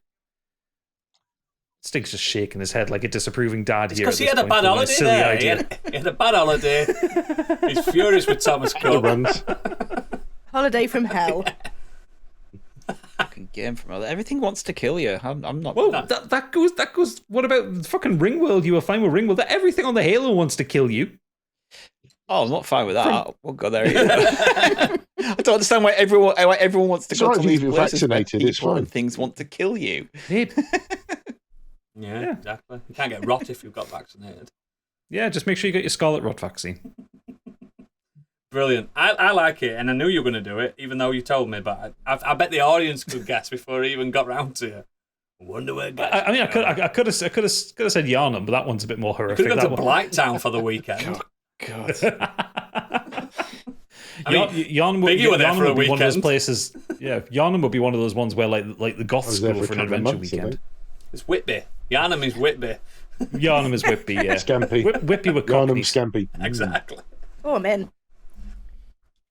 Yeah, but that's probably going to be some Lovecraftian Scampy, mate. That's the problem. It's Cos, isn't it? That's what happened to Cos. She became Scampy. Yeah. You don't want to eat that. You get too much insight and you'll die of madness. Cool. Right. You might like this one, Stig, a bit. I'm going to go. So, imagine, some people are going to know this straight away. Imagine sitting back with a shoe puff shake on the calm beaches of Besaid, eating battered Marlborough rings, on the shanty decks of Killicker, hiking the Calmlands, and trekking up Mount Gagazet. Take on a beautiful river cruise down the Moonflow, visit dear departed loved ones in the far plain in Guadalsalam, or risk the shocking terrain of the Thunder Plains. Or just soak up the sights and catch a blitzball game in Lucca. Disclaimer, excursions to Bavel, the capital, have been postponed due to religious turmoil and civil unrest. Speak to your travel guide for more information on that. That's right, guys. We're going on a trip to Spira. Basically the world of Final Fantasy X. For me, it's probably the best lived-in world that they've created in the series. I mean, Candy's going to disagree with me later, I'm sure. She's bringing something very close. I love this because it's a departure from... I don't know if you've played Final Fantasy X, guys, but most people have. Every game up until that. Yeah, of course. He's not booking that holiday, is he? Every game up until that, maybe apart from 7 for a bit, is European medieval. That's nice. It's all European medieval, isn't it? It wasn't. It's still. No, it wasn't. No, it wasn't. Like 7 and 8 had a kind of almost kind of techno-punk vibe to them, where there was a lot of technology to them, a lot of kind of, they were more like more very modern anime kind of things, whereas then you went to 9 and then it went back to kind of medieval fantasy. But I mean, the majority of Final Fantasy up until that point, then it's all sirs and knights. Luca looks nice. Yeah, he is. It's stunning. So for people that know, Spira is the fictional world of the Square Enix role-playing game Final Fantasy X and Final Fantasy X-2. Spira is the first Final Fantasy world to feature consistent, all-encompassing spiritual and mythological influences within the planet's civilization and their inhabitants' daily lives. The world of Spira itself is very different from the mainly European-style worlds found in previous Final Fantasy games. See, on this Wikipedia it says mainly, so you're right, Gadget. Wikipedia never lies. Well. Just all the time. But yeah, it's basically based on South Pacific, Thailand and Japan, and most notably with respect to its vegetation, topography and architecture. Now, there is a whale-sized elephant in the room regarding this vacation, and that's Sin. So you've not played this, Stig, but Sin is basically a colossal Lovecraftian entity that travels the world destroying any built-up area. So more things that want to kill you on your holiday. This is on this travel brochure I've created. Pack light, because then you can just get out of there. You know what I mean? Don't bring all your luggage because you're going to get killed. So yeah, definitely. It's all islands, isn't it? That game, just islands upon islands, archipelagos, stuff like that. So FF10 is for some people their favourite entry, and when you ask why, it's usually due to Spira, the world itself. Like, it's such a change from the European style that especially 9 before it had. But then again, 9 was the homage to the games of the past as well. To this day, I think it's one of the most distinct and beautiful, especially in Final Fantasy X-2, which there is no creature trying to destroy the world at all. So it's a bit more. If you went then, Stig, you'd like it. There's no creature. And you'd love Blitzball as well. Attacking anyone, and you'd like it. Fact. Blitzball's great. It's probably better to watch than to play. That's all I can say on that one, because it's not very fun to play. But yeah, writers Yoshinori Kitase and Tetsuya Nomura, who are big names now, they weren't then. I think they smashed it out of the park with the world building and stuff, and the character building. And again, music by Hironobu Sakaguchi, which it could be sacrilegious for some people. I think it's his best work on this game, because it's more subdued and tranquil and laid back. Like, especially when you go to Besaid's first time, and that little that island theme comes on. It's fucking fantastic. I hear it in my head all the time. I just think I still can't listen to the opening theme without crying. Oh, it's to Zanarkand. Yeah, to Zanarkand. Yeah. Oh my god. This is my story. All that. I just think it'd be a look. Even the best thing that this game does is, yeah, there's danger. It's a fucking JRPG. Costs danger, but there's so many moments of tranquility and relaxed, and it's a big adventure that it's basically the whole game's a pilgrimage, isn't it? And there's moments where the party's just sat there, and the world is stunning, even to this day, and it's fucking like 22 years old or something now, isn't it? It's fucking. I just think it's marvelous, and I'd love to go to Spira. Out of all the Final Fantasy, it's the best laughing scene ever. So that's my holiday. Yeah, it is. It's really good. In context, it's good. Out of context, it's fucking ridiculous. But yeah, Stig, where you going, boy? Okay, it's slightly different, but bear with me. You'll guess where I'm going. It's obvious. I'm going to spend my 2-week holiday traveling across worlds created by one studio from the genius minds of Hiroyuki Morita, Raiko Yoshida, Kiko Niwa, Toshio Suzuki, Isao Takahata, and Hayao Miyazaki. Yep, every single one I nailed then. I think I did quite well, actually. Fantastic. The feedback. Brilliant. So, after being ejected from the Fortnite bus, I skydived myself down into the back seat of a plane owned by one Porco Rosso. Oh, nice. His gorgeous seaplane, the Savio S-21. We fly away to the faraway land of Ingari, which is full of breathtaking mountains and lakeside landscapes. Porco drops me off in the harbour town of Port Haven, After a little wander around the town and the local markets, I head off to the Port Haven marshes to see where Howl caught his first falling star as a child. I take a few selfies of the area, then head back down to Jenkins' magic shop. Those of you in the know that this is Howl's shop, a magic teleport to his castle. Knowing I was coming, he, Calcifer, and Markle and Sophie all welcome me with open arms. They flip the switch on the door and we're now flying away in the castle. I'm on board Howl's moving castle, flying high in the air above the amazing landscapes, and it's magnificent. We all head off to Howl's cottage for a few days of hiking, swimming, and relaxing by the lake. After a few wonderful days with them, I fly off in the castle again, and they take me to the abandoned city of Laputa, a magical flying city long abandoned. And I spend a few days there exploring the ancient city, marveling at the architecture and technology. So, like the kind of holidays you go to if you were going to go to Pompeii or somewhere like that.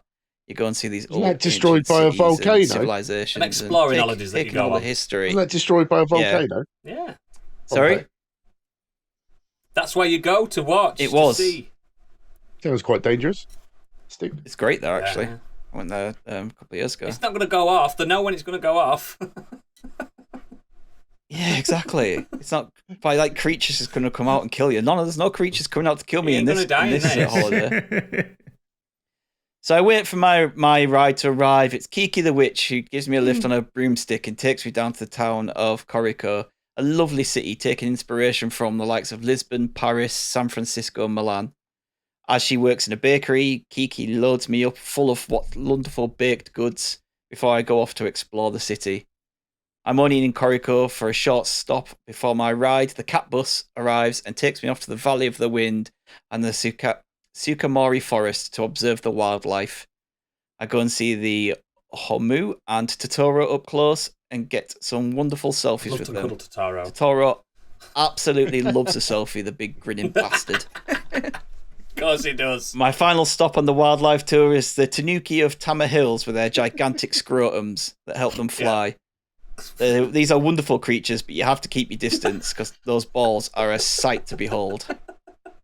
The cat bus drops me off at the harbour where I take Fujimoto's boat over to Hotel Adriano where I meet up with Porco Rosso again. And after one absolute piss-up of a night, a mega night with Porco, he flies me off to the entrance of the Cat Kingdom, where I'm greeted by none other than the Baron Humpert von Gickigen, a cat that wears a white top and tail suit with jazzy red waistcoat and a blue bow tie. And I spend a wonderful, weird few days in the Cat Kingdom. But as everyone knows, you can't stay in there too long, otherwise you lose yourself and get turned into a cat. So 2 days is enough. The Baron takes me off to the station to catch the Spirit train, where I proceed to my last stop of the trip. It's the bathhouse from Spirited Away. I have a VIP package there at the bathhouse. I'm treated like a king, having wonderful spa weekend where I relax and eat so much food. And if anyone has watched a Ghibli film, you know that food looks incredible all the time. Oh. So at the end of the weekend, I'm treated to a wonderful fireworks show and a dancing show from Haku the White Dragon as he dances across the sky. Wow. It's beautiful and wonderful. And then after it, Porco flies me back home to the real world. That's brilliant. So there you go. My holiday is flying around Studio Ghibli worlds. I liked your vlog as well. I liked how you did it in a vlog way. That's fucking beautiful, man. Loved it. Wow. Because if you've watched them, and I might have talked about Studio Ghibli over and over and over again, but they're incredible and they look incredible. They don't age, mate. The landscapes and the vistas and the mountain ranges and everything the colour palette, everything is just gorgeous. And I just think if you could travel across all those different worlds and just do meet these people and do these things, and it would be incredible. So that was my 2 week holiday in Studio Ghibli Land. I'm so jealous I booked trip to Spira instead. But you could have been turned into a cat. Thing tried to kill me. He could have died from alcohol poisoning. Yeah, he would still be alive though. I could have been changed into a cat. That is true, but I'd be all right with that. He'd still be alive. Yeah, it's fine. Yeah, it's all right. Still got to dine with the cat prince, so he didn't get stuck in a scarlet rock puddle like Gadget might have done. Gotta watch where you're walking. That's true. Yeah, there's a lot of cat shit in the Cat Kingdom. I love it, mate. Fucking fantastic. That when you were because I've watched them all, and when you were just saying it, I was like, yeah, I mean, I know. Oh, it's such. Oh, I wish my kids liked it. Oh, fuck. I even had more ideas. I was just like, no, it's just going to go too long. I thought, I could go into Secret World of Ariadne and spend a couple of days as the small human. But I've been watching a lot of travel vlogs on YouTube. People going to fucking incredible places, and I was like, that's exactly how they do it, but in a long form video. Yeah, beautiful, mate. Thank you very much, Candy. The one thing that it did annoy me though quickly was, I would actually like to have an absolute piss up with Porco Rosso. He'd drink you under the table. Oh, of course he would. Pork scratchings, though, could you? No, eating's cheating anyway. He'd drink so much, and yet he'd still be up at 7 o'clock in the morning, ready to fly. I feel like he's a bit of a brother to me. I'm like that. Anyway, Candy, round it off. Where's your trip? I reckon it's close to where I went. I think you might be right, you know. So I'm off on a gal's road trip, and we're going to Eos from Final Fantasy 15. And I'm taking some friends.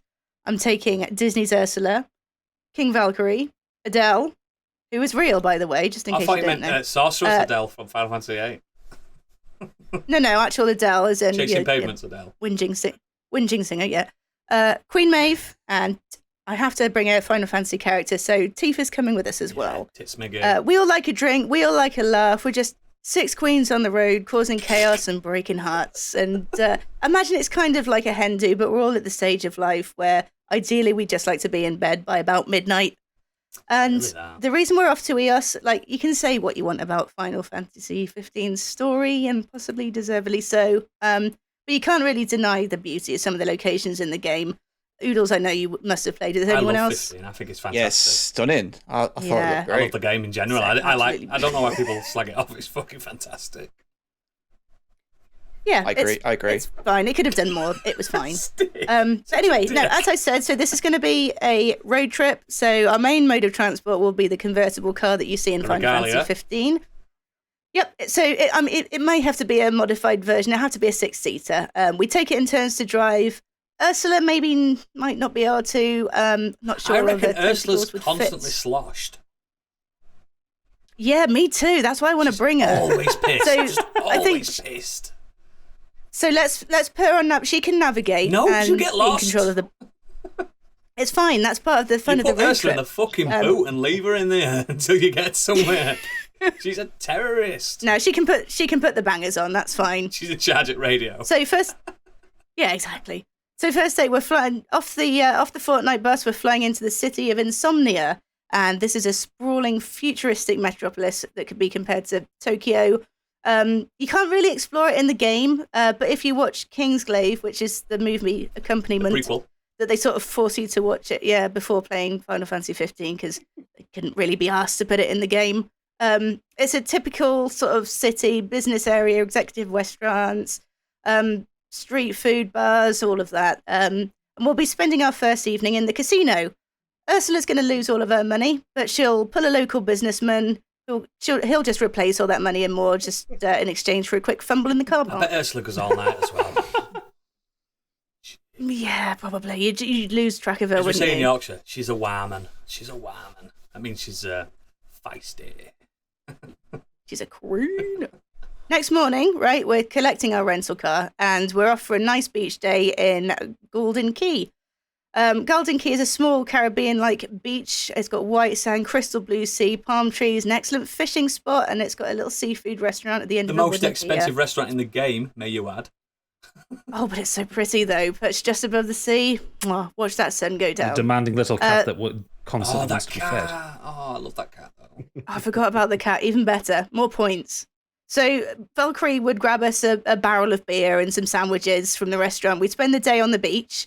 Maeve would get sunburned because she insists soup skin is stronger than the sun rays. Makes the rookie error, forgetting she's a bit ginger. In the evening, we'd be off to the bar and restaurant. We'd watch the sunset and drink local signature cocktails and eat seafood tapas. Ursula would pull the barman. We wouldn't see her till the next day. To Armin. Next day, we're off to a local chocobo outpost. I'm going to say chocobo because I know it's a chocobo. I find chocobo easier. On. Chocobo's easier. Chocobo. You've never played it. So anyway, we're off to a chocobo outpost, and we spend the morning having a tour of the area on the back of chocobos. Adele has a bit of a mishap when mounting a chocobo. She accidentally kind of overjumps, falls off the other side, flashes her ass at the rest of us.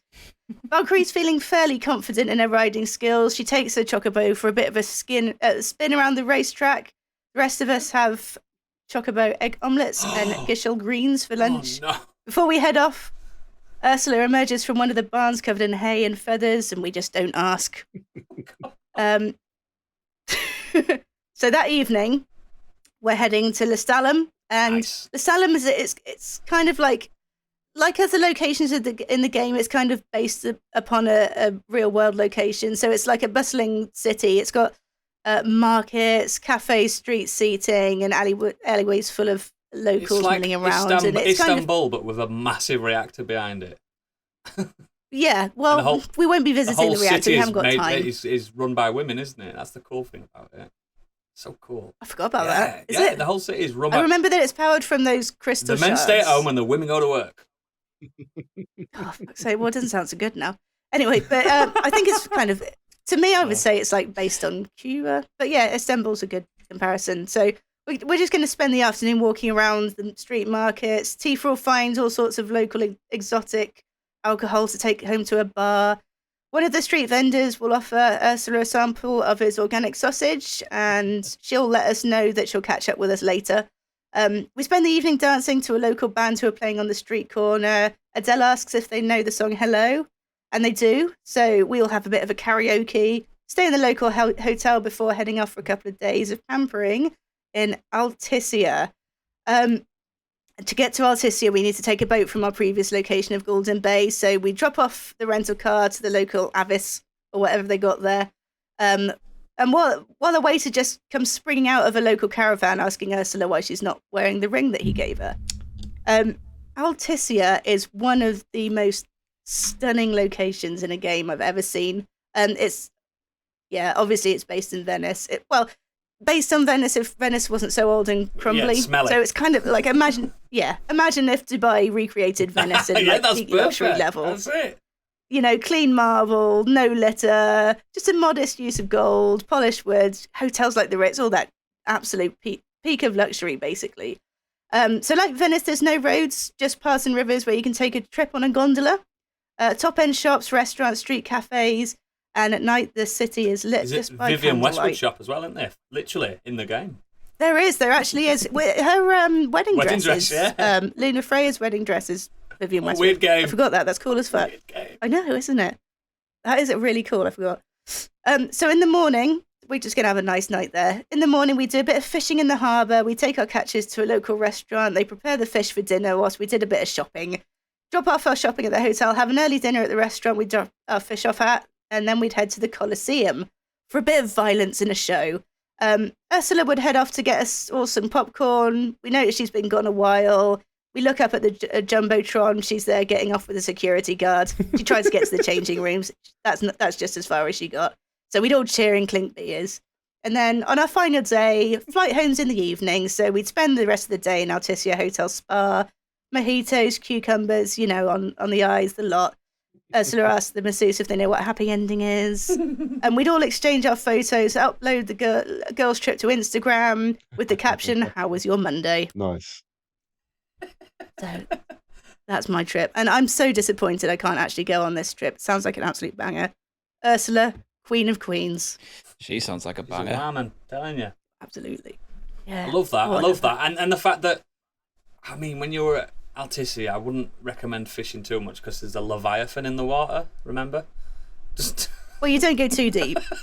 Do you not have to summon him? Probably. I mean, you're telling me that Ursula wouldn't be able to summon Leviathan? Well, I mean, at least she'd be able to probably stand up to him. Definitely. Because remember in the film she gets all big as well, so I think we'd be okay. She's the queen of the ocean, isn't she? She'd probably try and shag it. Yeah, probably. Leviathan's, yeah. She sounds like a squirter. Even though it It's a oh my God. Oh, Biggie again! Jesus Christ, you've ruined the holiday now. We're going home. Right, turn the car around. This We're is going why we home. didn't bring boys. We're going home. You're definitely not invited. I can get away with putting a wig on and turning up. I've been watching the look on his face throughout the entire He's thinking picture. about Candy. He's been thinking about that since the first moment you said Ursula. Oh, Turn the car around. We're going home. clanger. Right. Instead of going on holiday, I want to know what our listeners have been. Where do they want to go? Is it as dangerous as some of ours, or is it as tranquil as Stig's? Well, we can start off with Nimrod Hicks, who 3 words, all perfect. Fluston Paradise, please. Yeah, why not? Why not? I'd love to. It might be dangerous. Depends if those pigmen warriors. If it's that week. If it's that week, then yeah, it would be probably quite dangerous. But the rest of the time, it's a nice cruise on a very well appointed cruising spaceship around a very beautiful planet. Some good entertainment. Yeah, the Plava Laguna winches in there. Yeah. You'd be a bit annoyed if Ruby Rod was kind of wandering around all the time. I wouldn't. I'd love Ruby Rod. I would. I think in person he'd be grating. I'd deck him. No. He would You be. deck He'd be him. running around You- going, Kenny Gamer! You just deck him. Kenny Gamer! To Will Smith. Oh, God. Oh, dear. Next. Lee Davies has said, Pepperland from the Yellow Submarine. Free love and copious amounts of LSD, cool music and giant apples. What's not to like? God, I haven't watched that in ages. Fuck. Fucking crazy Beatles, weren't they? They were fucking crazy bastards. No, high is the Yeah, word. that's the word. Xenos, we're just hitting a Square Enix thing going on here because Xenos has said, I think the answer for me has to be the setting of Final Fantasy XIV. No surprise there. Yeah. Yeah, it's generally known as yours, but that's just the name of the continent where we start. The world's much bigger than that, and it's covered pretty much every environment you could ask for. Now, I did see the massive travel guide that he posted in the Discord here, and thankfully this has been condensed slightly because it was an essay with diagrams in the and pictures Discord, and and everything. you get an holiday travel guide. Yeah. So he says, beach holiday, visit the island of Lanosha, which is similar to Greece or Italy and has all the coastline you could ask for. Looking for something more tropical? Thamvia is essentially India with blazing sun and deep jungle to explore. Retail therapy, the city of Uldar in Thanalan has some of the finest markets in the world, and the Mandeville Gold Saucer is the premier gambling location on the continent. Just don't forget your wallet, it gets expensive quickly. Prefer colder weather? Then Kurthus is ideal for snowboarding and mountain climbing. For those looking for more temperate climbs, the Black Shroud is a vast near-European forest ideal for hiking and historical sites, though do watch out for Odin lurking in the trees. And if you're in for adventure, Mordona is always looking for adventurers to help in the archaeological digs and keep the giants away from the artifacts. Further afield, we have the continent of Othard, a parallel to Asia with equivalents to Japan, China and Vietnam, as well as the Mongolian steppe for those who are into horse archery. I do like a bit of horse archery.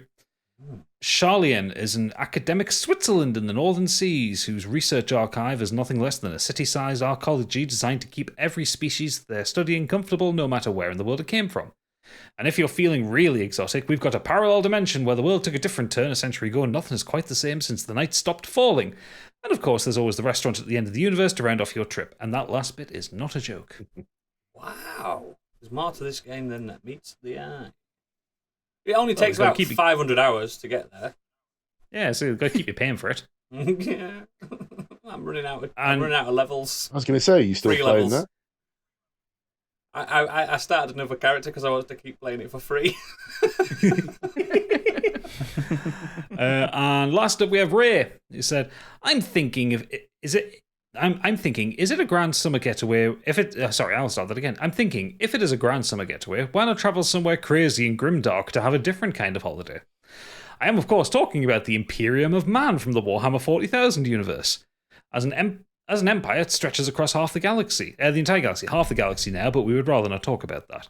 The Imperium offers an abundance of sceneries and cultures covering tourists seeking experiences of any kind, including, but not limited to, the tropical jungle of Katachan, teeming with lovely exotic wildlife.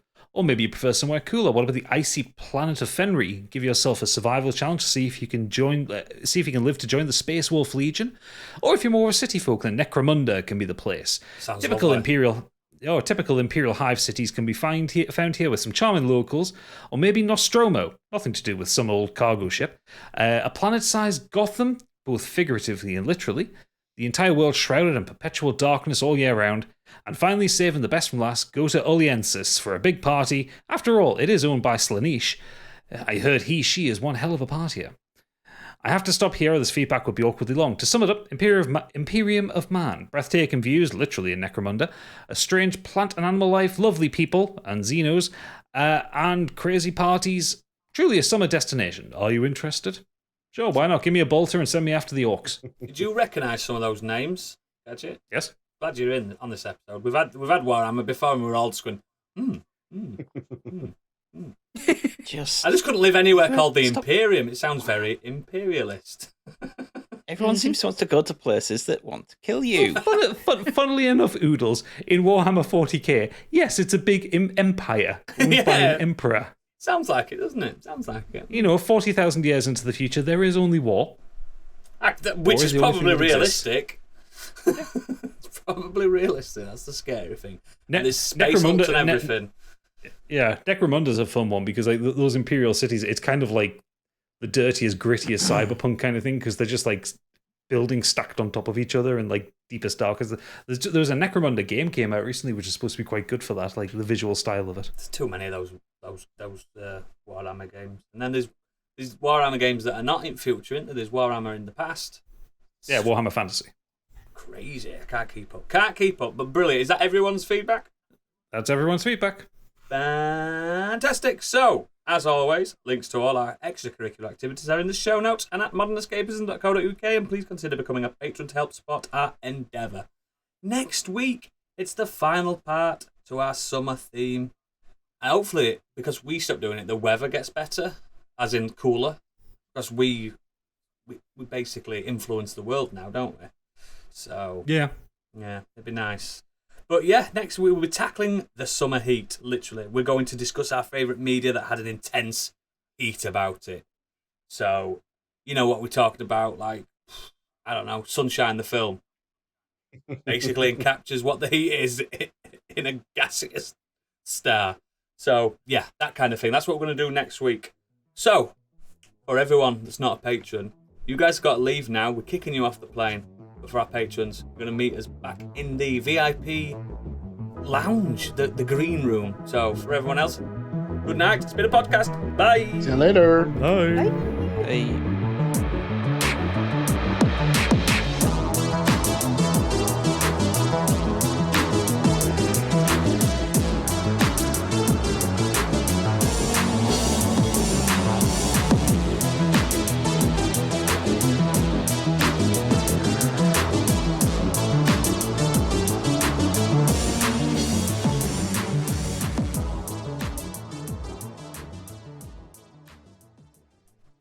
Let's go.